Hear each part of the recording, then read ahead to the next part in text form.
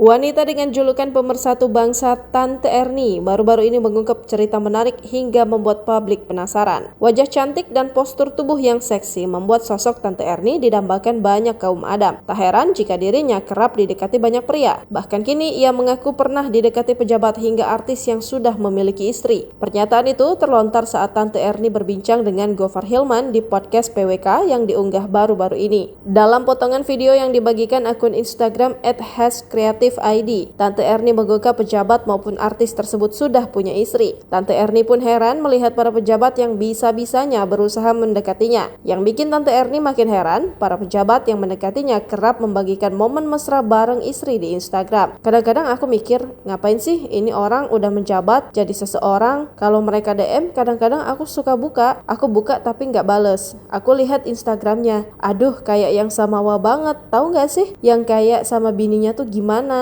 Couple goals banget, ucap Tante Erni. Kendati begitu, Tante Erni enggan mengungkap siapa pejabat yang sedang ia bicarakan. Pejabat yang demikian membuat Tante Erni misuh-misuh dan menganggapnya aneh. Menanggapi cerita Tante Erni, netizen ramai menebak pejabat yang dimaksud berinisial RK. Bahkan ada yang terang-terangan menyebut nama, yaitu Ridwan Kamil atau mantan Gubernur Jawa Barat.